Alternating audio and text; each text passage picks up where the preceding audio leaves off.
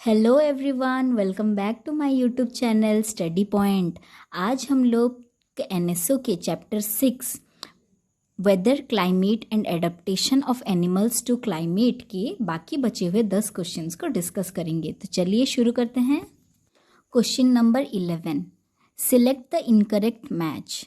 यहाँ कौन सा इनकरेक्ट दिया गया है, हमें उससे आइडेंटिफाई करना है। A, stick insect mimicry.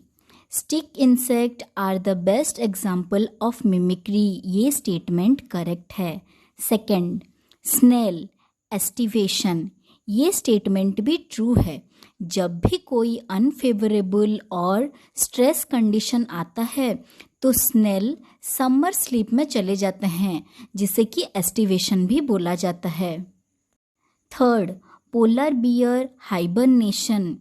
Generally तो पोलर बियर हाइबरनेशन में नहीं जाते हैं, but brown bear hibernate during winter to save energy when food is scarce. But female polar bear जो होते हैं during their pregnancy they enter into a state of hibernation और carnivore lethargy भी बोला जाता है। तो ये स्टेटमेंट भी ट्रू है। Fourth statement, lion tailed macaque mimicry. False. Mimicry का मतलब क्या होता है?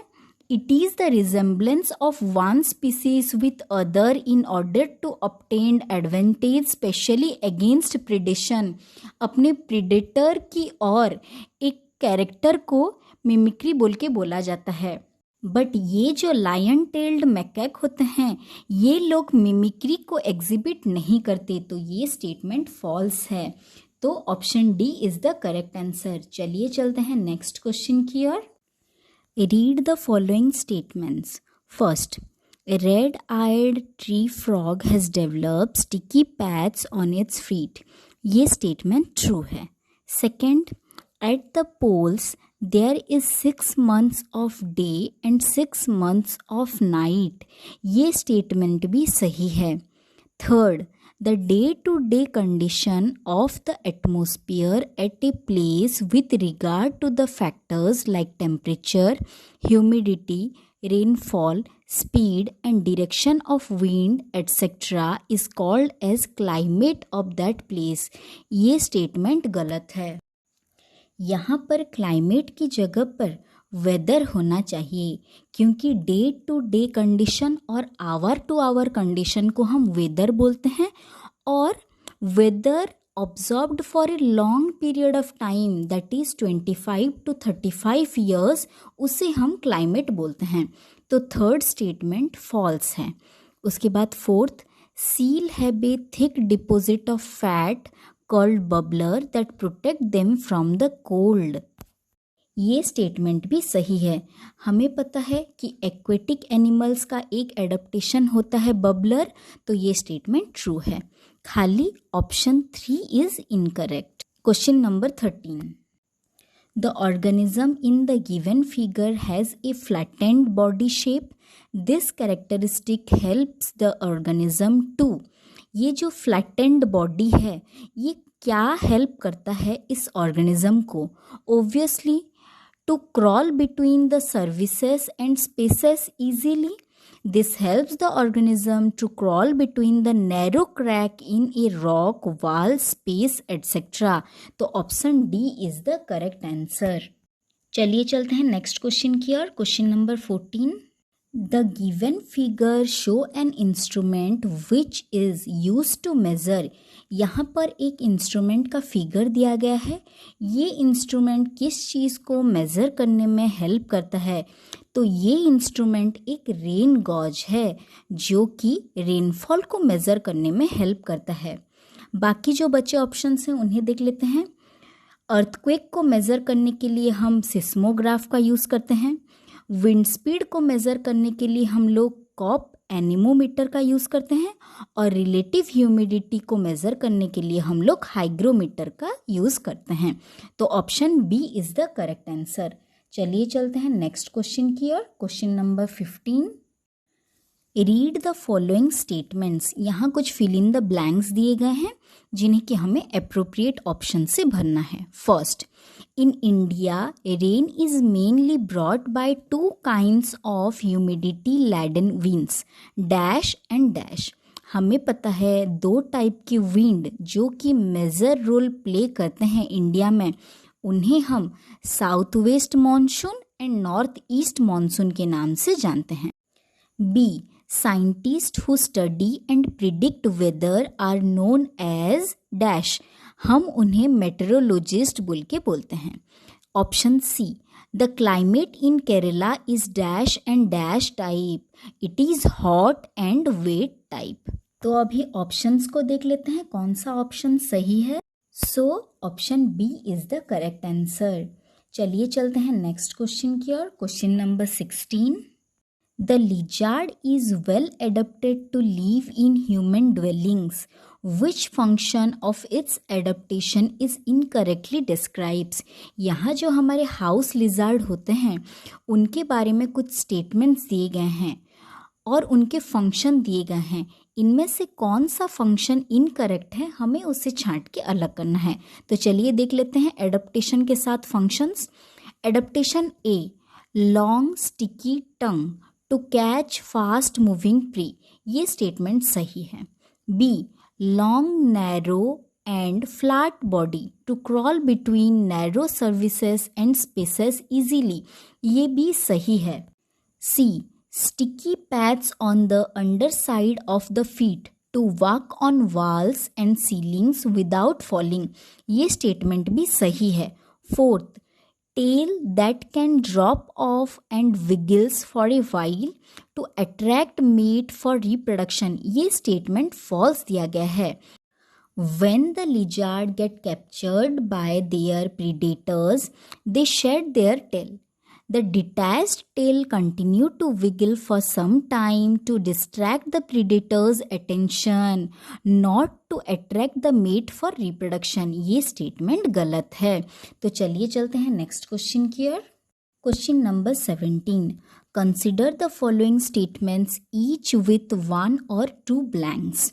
यहाँ कुछ स्टेटमेंट्स दिए गए हैं जो कि fill in the blanks form में है, चलिए उन्हें भरते हैं। First, camel skin does not possesses dash gland, यहाँ हो जाएगा स्वेट ग्लैंड, क्योंकि वो लोग कंजर्व करते हैं वाटर, इसीलिए उनके स्किन में स्वेट ग्लैंड नहीं होता। Second, the Siberian cranes migrate from Russia to India as the dash approach, as a winter approach, वो लोग विंटर सीजन में आ जाते हैं माइग्रेट करके। Third, many birds living in polar region dash to warmer region in winter, they migrate to warmer region in winters. Fourth, the place near the equator are usually dash because near the equator sun ray falls dash, they are usually hotter as the sun rays fall vertically on them. तो option A is correct. चलिए चलते हैं next question की ओर। Question number 18, refer to the given Venn diagram and select the correct statement regarding animals X, Y and Z. यहाँ देखिए 3 circle दिए गए हैं जो कि ओवरलैप हैं और 3 कैरेक्टरिस्टिक फीचर दिए गए हैं। चलिए पहले इन्हें देख लेते हैं। फर्स्ट, स्ट्रीमलाइन शेप जो कि एक्वेटिक एडेप्टेशन है, that allow it to move quickly and efficiently through air और वाटर, जो कि इजी मूवमेंट में हेल्प करता है through air and water. Second, warm blood animal means the blood temperature that does not change if the temperature of the surrounding change, वो अपना temperature according to the surrounding change नहीं करते और अपने constant body temperature को maintain करते हैं। Third, webbed feet means toes are connected by skin to help it when swimming, swimming में हेल्प करता है जो कि फ्रॉग्स में प्रेजेंट रहता है। तो चलिए देख लेते हैं ऑप्शंस क्या क्या हैं। First option, why can close its nostrils and remain under water for long duration. ये सारे कैरेक्टर्स तो एक एक्वेटिक एनिमल के हैं, तो ये स्टेटमेंट सही है। Second, X possesses glands under the eyes that help the body to get rid of excess salt. Obviously ये एक aquatic adaptation ही है, तो ये स्टेटमेंट भी सही है। Third, bubbler is present under the skin of X and Z which protect them from cold. Yes, ये statement भी सही है, हमें पता है aquatic adaptation में bubbler present होता है। Fourth, X and Y are adapted to live in extremely cold climate of polar region. ये स्टेटमेंट भी सही हो सकता है, क्योंकि पोलर रीजन में जैसे कि पोलर बियर और पेंगुइन्स पाए जाते हैं, वो लोग अच्छे स्विमर्स भी होते हैं, वार्म ब्लडेड एनिमल्स भी होते हैं और उनका स्टीम लाइन बॉडी भी प्रेजेंट होता है। Fourth, eyes of Z are protected by long curly eyelashes that help to keep sand out. ये एक एक्वेटिक एडेप्टेशन नहीं है, ये एक डेजर्ट एडेप्टेशन है जो कि कैमल्स में पाया जाता है, तो option D is the correct. चलिए चलते हैं नेक्स्ट क्वेश्चन की ओर। Question number 19, read the given passage. The land near the equator is colder than the land away from it. Near the equator, sun rays fall vertically. As the latitude increases, the rays become more and more slanting. Vertical rays spread over a larger land area than slanting rays. Also, they passes through a thicker layer of the atmosphere which absorbs a small part of their heat. Hence, the land near the equator get heated up lesser by the sun than the land away from it in the given time. Some of the words have been italicized in the given passage. Select the incorrect statement regarding this. इस छोटे से paragraph में कुछ words हैं जो कि italicised words हैं, उन्हें हम पहले करेक्ट करके लिख लेते हैं। तो देखिए, फर्स्ट है क्या, कोल्डर। कोल्डर होना चाहिए हॉटर और वार्मर। देन सेकंड है लार्जर, लार्जर होना चाहिए स्मॉलर। उसके बाद है थिकर, थिकर होना चाहिए थिनर लेयर, और लेसर होना चाहिए मोर। तो इस हिसाब से अगर हम ऑप्शंस को देखेंगे तो option A, the word colder and lesser need not to be replaced as they are correctly mentioned, ये स्टेटमेंट गलत है, क्योंकि देखिए कोल्डर होना चाहिए हॉटर और लेसर होना चाहिए मोर, तो ये स्टेटमेंट गलत है। First statement is incorrect. चलिए चलते हैं नेक्स्ट क्वेश्चन की ओर। Question number 20, refer to the given flow chart and select the options which correctly identifies P, Q, R and S. यहाँ कुछ वेदर के पैरामीटर्स दिए गए हैं, उन्हें हम कैसे मेज़र करते हैं और वो पैरामीटर्स क्या हैं वो ऑप्शंस में दिए गए हैं। तो फर्स्ट आता है टेम्परेचर, उसके नीचे है आर, टेम्परेचर को हम थर्मोमीटर से मेज़र करते हैं। नेक्स्ट है पी, नीचे है हाइग्रोमीटर, हाइग्रोमीटर से हम रिलेटिव ह्यूमिडिटी को मेज़र करते हैं। थर्ड है क्यू, नीचे है एनीमोमीटर, हम विंड स्पीड को एनीमोमीटर से मेज़र करते हैं।